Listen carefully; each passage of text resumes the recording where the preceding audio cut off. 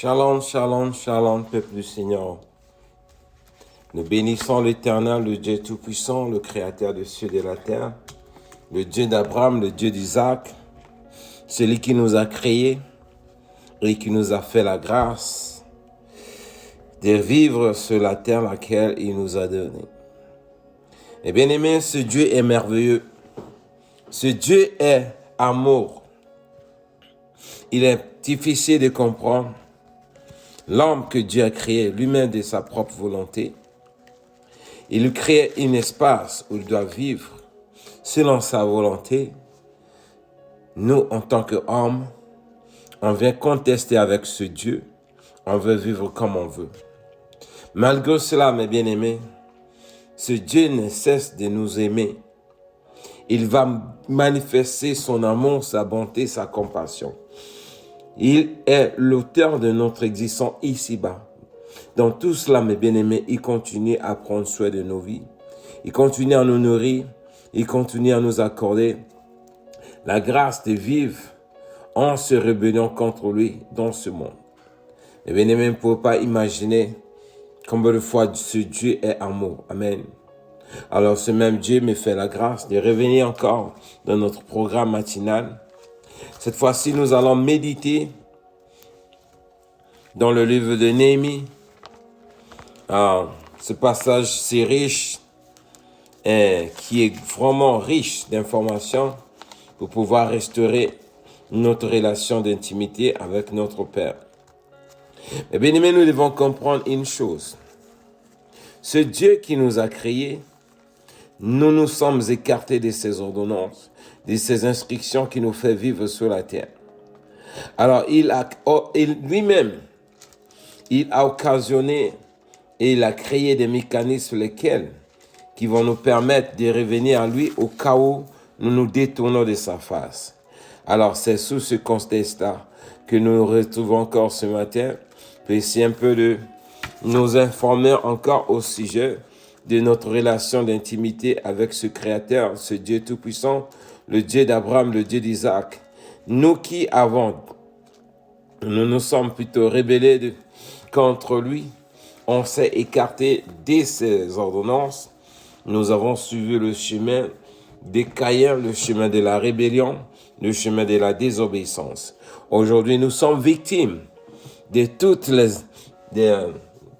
la malédiction qui frappe l'homme dans ce monde parce que nous avons péché en désobéissant à sa parole.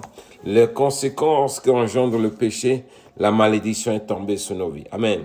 Néhémie va nous enseigner une culture de repentance que Dieu a créée pour pouvoir recevoir la grâce, la miséricorde de Dieu afin d'être restaurés. Nous sommes dans le premier chapitre de Néhémie. À partir du premier, nous méditons sur le premier chapitre parce qu'il y a beaucoup de choses là à y partager. Nous avons au moins 5 points essentiels à méditer là-dessus. On va commencer d'abord vers la première partie, en commençant à partir du premier verset jusqu'au verset 3. La parole de Néhémie, fils de Hakalia, au mois de Kishlé, la 24e année, comme j'étais à Sur, dans la capitale, Anani, l'un de mes frères, et quelques hommes arrivèrent de Juda. Je les questionnais au sujet de Juda, réchappé qui était resté de la captivité au sujet de Jérusalem. Il me répondit, ceux qui sont restés de captivité sont là, dans la province, au comble du malheur et de l'opprobre. Les murailles de Jérusalem sont ruinées et ses portes sont consommées par le feu. Verset 4. Lorsque j'entendis ces choses, je m'assis et je pleurais et je fus publié. Il fait plusieurs jours plutôt dans la désolation. Je gênais et je priais devant le Dieu des cieux. Parole du Seigneur. Amen. Mais bien aimé, nous voyons l'attitude de Néhémie qui était autrefois en exilé. Elle avait reçu la grâce, comme je l'ai dit toujours. Lorsque on craint l'Éternel, lorsque on le cherche, lorsqu'on prie, mes bien-aimés, peu importe l'endroit où on peut se retrouver. Ici, nous voyons, le peuple d'Israël avait péché contre l'Éternel. Dieu les a livrés en captivité. Néhémie étant en captivité, comme il craignait Dieu, mes bien-aimés, regardez la grâce que nous obtenons lorsqu'on craint l'Éternel, même si nous sommes en danger. Tout le monde était en captivité, mais Néhémie a trouvé grâce et elle vivait où? Dans le palais royal. Pendant ce temps, le reste d'Israël, ils étaient en esclavage, là où ils étaient, amen, à Babylone. Alors ici, mes bien-aimés, l'attitude de Néhémie, bien qu'il était dans le confort, en vivant dans le palais royal, puisqu'il était serviteur du vin de l'Éternel. Alors, ici, nous voyons comment Néhémie avait toujours à cœur de continuer à chercher Dieu et se préoccuper aux choses du royaume, bien qu'elle était à l'aise et pouvait se réjouir de la vie royale, là où bénéficiait de la grâce que Dieu lui avait accordée, de la bénédiction que Dieu lui avait accordée. Mais cela ne l'a pas empêché, mes bien-aimés, de continuer à veiller et à chercher les intérêts du royaume des cieux dont le peuple d'Israël, le peuple de Juda, de la ville de Jérusalem, là où le reste de sa famille était resté. Amen. Ici, on vient l'informer au sujet de ce qui s'est passé en Jérusalem et en Juda. Nous voyons, la parole de Dieu nous dit, c'était au moment où ils étaient dans le mois de Kishlé et le 20e année. Amen. Il faut comprendre, ma bien-aimée, Kishlé, ça veut dire le moment, c'était au moment de l'abondance, c'est-à-dire au moment où on fait des récoltes. Et on va vendre le produit agricole. Ça veut dire c'était au moment de la semaine ou bien du mois de l'abondance où tout le monde pouvait se réjouir. Mais regardez, pendant que les gens étaient dans la joie, au moment où les gens étaient en fête, au moment où les gens se réjouissaient parce que les liens se rentraient, pendant ce temps, Néhémie va se préoccuper aux choses du royaume et il va prendre la décision d'assimiler devant son Créateur, le Dieu d'Abraham, le Dieu d'Isaac, pour chercher à plaider la cause de la ville de Juda et de Jérusalem qui était vraiment en désarroi et abandonnée au sort des occupants qui l'occupaient. Amen. Étant donné la ville, à l'époque, comme je l'ai dit la fois dernière, nous devons comprendre à l'époque, mes bien-aimés, pour qu'une ville soit sécurisée, la première des choses qu'ils veillaient, c'était de sécuriser la ville par un muraille. Amen. Alors ici, on vient l'informer quoi? En informant que la ville était en ruine et le peuple était vraiment dans une situation de malheur, de toutes les situations de pauvreté, de tout ce qu'ils vivaient. Amen. C'est comme en nos jours, tu es à l'étranger, tu es en Amérique, ou bien tu es au Canada, tu es en France, je ne sais pas où. On te demande quelles sont les nouvelles du pays, là où, du pays natal. On va t'informer en ville, disons, pays natal, vraiment le pays à terre, comme ça se passe aujourd'hui. Nous voyons les gens n'ont pas de travail et il n'y a pas d'hôpitaux, les gens sont malades, ils n'ont pas de quoi se soigner, les gens travaillent, ils ne sont pas payés et voilà, les étrangers, ils viennent s'emparer de toutes les richesses du pays et vraiment rien ne va. Amen. Alors, quelle est l'attitude de toi qui es à l'étranger en ce moment? Amen. Alors ici, la parole de l'Éternel nous oriente comment ceux qui sont encore en vie, ceux qui sont à l'étranger, comment ils peuvent orienter les prières vers le Créateur. Mais bien aimés, nous devons comprendre. Nous pouvons faire de notre foi, envoyer le moyen que nous pouvons envoyer pour nos parents, pour les soutenir. Cela n'est pas suffisant, mes bien-aimés.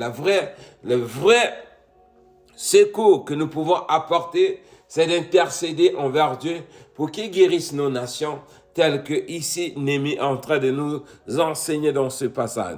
Les plans de Néhémie, lorsqu'il est rentré en jeûne, en 6 millions devant l'Éternel, dans ce mois d'abondance où les gens se réjouissaient de toute l'abondance qu'ils étaient en train de célébrer et vendre mais elle a pris vraiment le temps d'assimiler, de refuser à manger et d'implorer la grâce de Dieu pour qu'il puisse tourner sa faveur pour que la nation Israël soit restaurée. Amen. Alors, le verset 5 nous montre quoi?